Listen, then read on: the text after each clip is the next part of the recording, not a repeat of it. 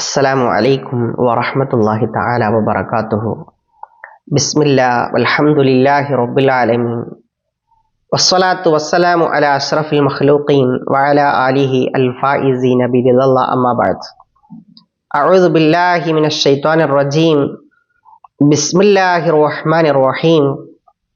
فخلف من بعدهم خلف أضاعوا الصلاة واتبعوا الشهوات فسوف يلقون غيا إلا من تاب وآمن وعمل صالحا فأولئك يدخلون الجنة ولا يظلمون شيئا. എത്രയും സ്നേഹവും ബഹുമാനവും നിറഞ്ഞ സത്യവിശ്വാസികളെ, സഹോദര സഹോദരിമാരെ, അള്ളാഹു റബ്ബുൽ ഇസ്സത്ത് നാം ഏവരെയും അവൻ ഇഷ്ടപ്പെടുന്ന അവൻ്റെ ഇഷ്ടദാസരായ സജ്ജനങ്ങളായ അവൻ പൊരുത്തപ്പെടുന്ന അടിമകളിൽ ഉൾപ്പെടുത്തി അനുഗ്രഹിക്കുമാറാവട്ടെ. ആമീൻ. സഹോദരന്മാരെ, അള്ളാഹു റബ്ബുൽ ഇസ്സത്ത് അവൻ്റെ പരിശുദ്ധമാക്കപ്പെട്ട ഖുർആൻ ഷരീഫിലൂടെ പറയുന്നു, ഫഖലഫ മിൻ ബഅദിഹിം ഖൽഫുൻ. ഫഖലഫ മിൻ ബഅദിഹിം, അവർക്ക് ശേഷം വരുന്നതാണ്. നബിമാരുടെ പ്രബോധനങ്ങൾ കഴിഞ്ഞതിന് ശേഷം, നബിമാര് വഫാത്തായതിന് ശേഷം വരും ഖൽഫുൻ, ഒരു വിഭാഗം ആളുകൾ വരും. എന്താണ് ആ വിഭാഗം ആളുകളുടെ സ്വഭാവം? അല്ലാഹു സ്വലാത്ത, അവർ നിസ്കാരത്തെ നഷ്ടപ്പെടുത്തി കളയും. നിസ്കാരത്തെ മഹാനായ ഇബ്നു മസ്ഊദ് റളിയല്ലാഹു അൻഹു തങ്ങൾ പറയുന്നു, അഖറുഹ അൻ വഖതിഹ, നിസ്കാരത്തിന്റെ സമയത്തെയും വിട്ടവർ പിന്തിക്കും. നിസ്കരിക്കേണ്ട ടൈമിൽ നിസ്കരിക്കൂല. മഹാനായ സഈദ് ഇബ്നുൽ മുസയ്യബ് റളിയല്ലാഹു അൻഹു തങ്ങൾ പറയുന്നു, ഹുവ അല്ലാ യുസല്ലിയൽ ളുഹ്റ ഹത്താ യഅതിയൽ അസ്ർ, ളുഹ്റിനെ അസറിന്റെ ടൈം വരെ നിസ്കരിക്കൂല. വലൽ അസ്റ ഹത്താ തഗ്റുബ ശംസ്, അസറിനെ സൂര്യൻ അസ്തമിക്കുന്നത് വരെ, മഗ്രിബിന്റെ ടൈം വരെ അസർ നിസ്കരിക്കൂല. അങ്ങനെ ഓരോ നിസ്കാരത്തെയും അതിന്റെ ടൈം വരെ നിസ്കരിക്കൂല. അങ്ങനെ നിസ്കാരത്തെ പിന്തിക്കുന്ന ആളുകൾ, അതാണ് അവരുടെ സ്വഭാവം. പിന്നെ എന്താണ് അവരുടെ സ്വഭാവം? വത്തബഉ ശഹവാതി, അവരുടെ ആഗ്രഹങ്ങൾക്ക് അവർ തുടർന്ന് ജീവിക്കും. ആഗ്രഹങ്ങൾ എന്താണോ തോന്നുന്നതെങ്കിൽ ആ തോന്നുന്ന ആഗ്രഹങ്ങളുടെ പിന്നാലെ അവർ ജീവിക്കും. മഹാന്മാരായ മുഫസ്സിരീങ്ങൾ പറയുന്നു, അള്ളാഹുവിന് വഴിപ്പെടുന്നതിനെയും വിട്ട്, അള്ളാഹുവിനെ വഴിപ്പെടൽ ഒഴിവാക്കിയിട്ട് അവരെന്ത് ചെയ്യും? അവരുടെ ശരീരങ്ങളുടെ ആഗ്രഹം എന്താണോ അതിനെ തുടർന്ന് ജീവിക്കുന്ന ആളുകൾ, അതാണ് അവരുടെ സ്വഭാവം. അള്ളാഹു തആല കാക്കട്ടെ.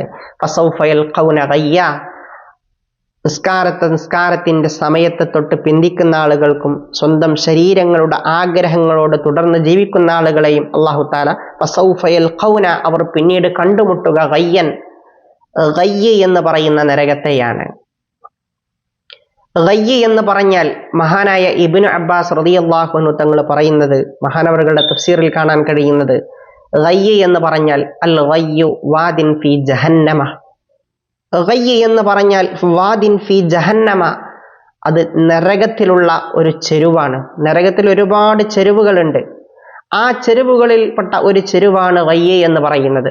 വ ഇന്ന ഔദിയത ജഹന്നം, നരകത്തിലുള്ള ഒരുപാട് ചെരുവുകളുണ്ട് എന്ന് പറഞ്ഞില്ലേ, ആ ചെരുവുകളിലുള്ള ഓരോ ചെരുവുകളും, നരകത്തിലെ ഓരോ ചെരുവുകളും ലതസ്തഈദു, ഓരോ ചെരുവുകളും അള്ളാഹുവിനോട് കാവലിനെ തേടുമത്രേ. മിൻ ഹർജിഹി, ഈ ഗയ്യ് എന്ന് പറയുന്ന പ്രത്യേക പേരുള്ള ഈ ചെരുവിന്റെ ചൂടിന്റെ കാഠിന്യത്താൽ ബാക്കിയുള്ള നരകത്തിലുള്ള ഓരോ ചെരുവുകളും അള്ളാഹുവിനോട് കാവലിനെ തേടും. അത്രക്കും ശക്തമായ ചൂടുള്ള ഒരു ചെരുവാണ് ഗയ്യ് എന്നുള്ളത്. ആർക്ക് വേണ്ടിയിട്ടാണ് അള്ളാഹു തആല ചെരുവിനെ തയ്യാർ ചെയ്തത്? അഅദ്ദ ലിസ്സാനി അൽ മുസിറു അലൈഹി, അള്ളാഹു തആല ചെരുവിനെ തയ്യാർ ചെയ്തിരിക്കുന്നത് വ്യഭിചാരം നിത്യമാക്കിയ ആളുകൾക്ക് വേണ്ടിയാണ്. വലിശാരിബിൽ ഖംറിൽ മുദ്മിനി അലൈഹ, കള്ളുകുടി നിത്യമാക്കിയവർക്ക് വേണ്ടിയിട്ടാണ്. വലി ആക്കിലി റിബ അല്ലദീ ലാ യൻസഉ അൻഹു, പലിശയിൽ നിന്ന് ഒഴിവാവാതെ എപ്പോഴും പലിശയുമായി ബന്ധപ്പെട്ട് ജീവിക്കുന്നവർക്ക് വേണ്ടി തയ്യാർ ചെയ്തതാണത്. വലി അഹ്ലിൽ ഉഖൂഖി, മാതാപിതാക്കളെ ഉപദ്രവിക്കുന്നവർക്ക് വേണ്ടി, മാതാപിതാക്കളെ ബുദ്ധിമുട്ടിപ്പിക്കുന്ന മക്കൾക്ക് വേണ്ടി തയ്യാർ ചെയ്തതാണത്. വലി ഷാഹിദി സൂരി, കള്ളസാക്ഷി നിൽക്കുന്ന ആളുകൾ, കള്ളസാക്ഷി പറയുന്ന ആളുകൾ, അവർക്ക് വേണ്ടിയും തയ്യാർ ചെയ്തതാണ്. ആ ചെരുവിലേക്കാണ് നിസ്കാരം ഒഴിവാക്കിയ ആളുകളെ പ്രവേശിപ്പിക്കുക എന്ന് മഹാനായ ഇബ്നു അബ്ബാസ് റളിയല്ലാഹു അൻഹു തങ്ങൾ, മഹാനായ അത്താ റളിയല്ലാഹു അൻഹു തങ്ങൾ പറയുന്നു, അൽ ഗയ്യു വാദിൻ ഫി ജഹന്നമ യസീലു ഖൈഹൻ വദമൻ, രക്തവും ചീഞ്ചലവും ഒഴുകുന്ന ഒരു ചെരുവാണ് ഈ ഗയ്യ് എന്ന് പറഞ്ഞാൽ. ഏതായാലും ആ ചെരുവിനെ അല്ലാഹു തആല തയ്യാർ ചെയ്തിരിക്കുന്നത് നിസ്കാരം ഒഴിവാക്കുന്ന ആളുകളെ ശിക്ഷിക്കാൻ വേണ്ടിയാണ്. അല്ലാഹു തആല കാത്തു രക്ഷിക്കട്ടെ. അല്ലാഹു തആല വീണ്ടും ഖുർആനിലൂടെ പറയുന്നു, ഇല്ലാമൻ താബ വ ആമന വ അമില സ്വാലിഹൻ. ഇല്ലാമൻ താബ, തെറ്റുകളിൽ നിന്നൊക്കെ ഒഴിവായി, ഇല്ലാമൻ താബ, പശ്ചാത്തപിച്ച് മടങ്ങുന്ന ആളുകൾക്കൊഴികെ.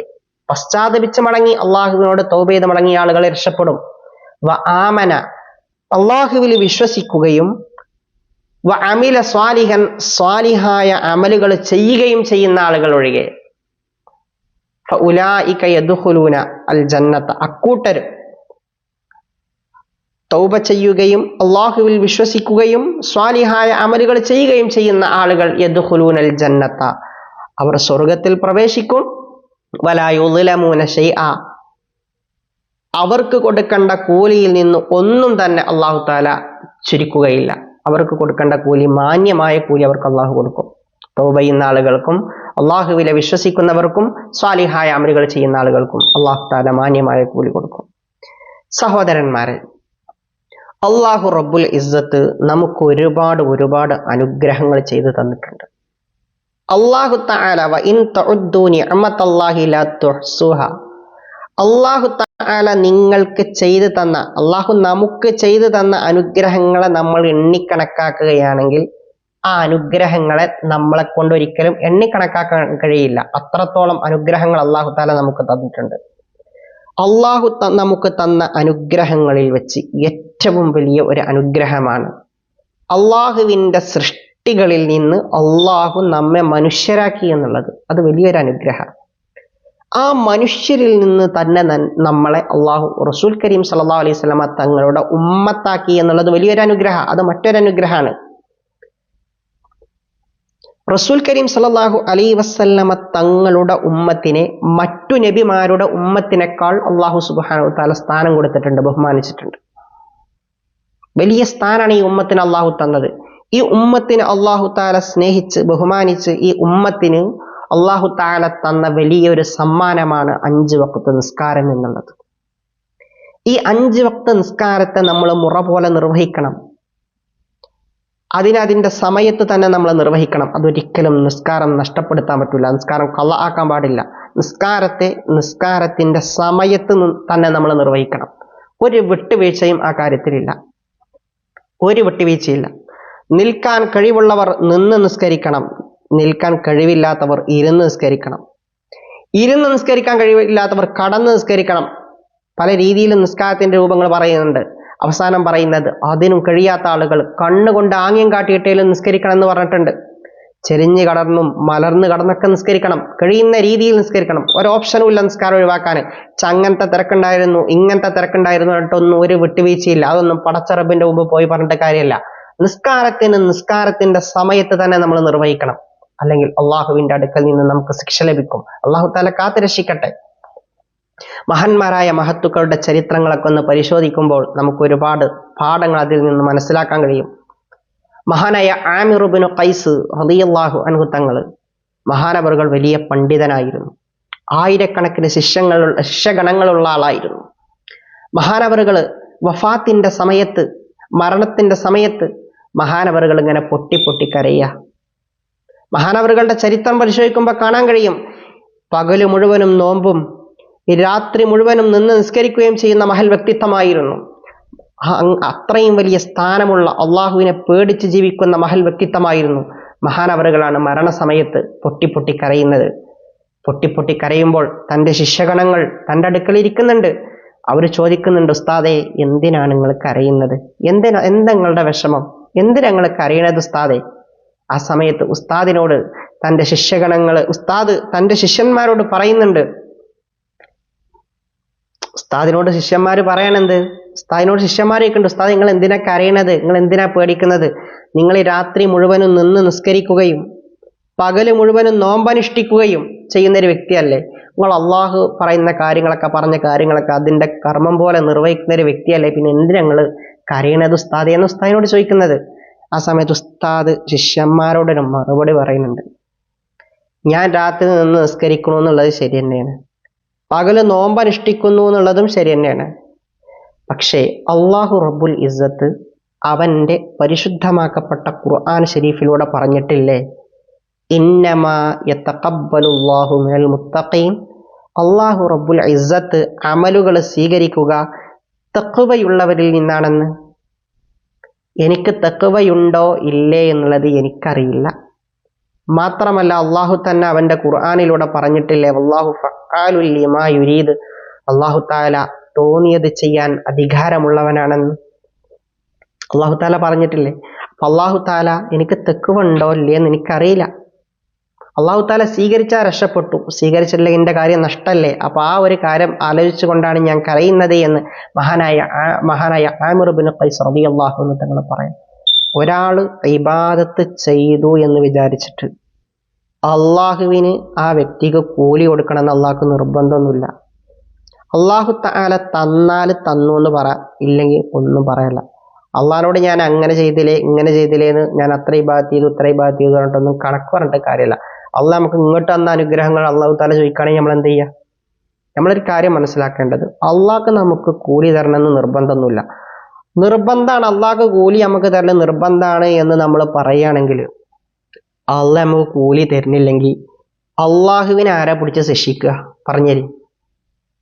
ഒരു കാര്യം ചെയ്ച്ച് നിർബന്ധമായിട്ടും തരണട്ടോ, അല്ലെങ്കിൽ ഞാൻ എന്നെ അതാക്കും ഇതാക്കും നമുക്ക് ഒരാളോട് പറയാം. പക്ഷെ അള്ളാഹിനോട് പറയാൻ പറ്റുമോ? അള്ളാഹു താലാക്ക് നമുക്ക് കൂലിയല്ല നിർബന്ധമൊന്നുമില്ല. അള്ളാഹു താല നമുക്ക് കൂലി തരികയാണെങ്കിൽ തന്നു എന്ന് പറയാ, സ്വീകരിച്ചിരിക്കുക. ഇല്ലെങ്കിൽ നമ്മളുടെ കാര്യം നഷ്ടത്തിലാണ്. അള്ളാഹു റബ്ബുൽ ഇസ്സത്ത് അള്ളാഹുവിനെ പേടിച്ച് ജീവിക്കുന്ന, ഇബാദത്തുകൾ ചെയ്ത് ജീവിക്കുന്ന വിഭാഗത്തിൽ നമ്മൾ ഉൾപ്പെടുത്തട്ടെ. ഓരോരോ ചരിത്രങ്ങൾ ഇങ്ങനെ പരിശോധിക്കുമ്പോൾ നമുക്ക് ഒരുപാട് പാഠങ്ങൾ നമുക്ക് കാണാൻ കഴിയും. അള്ളാഹു താല നമ്മുടെ ജീവിതമൊക്കെ നന്നാക്കി തരട്ടെ, ഖൈറല്ലാക്കി തരട്ടെ. അസ്സലാമു അലൈക്കും വറഹ്മത്തുള്ളാഹി തആല.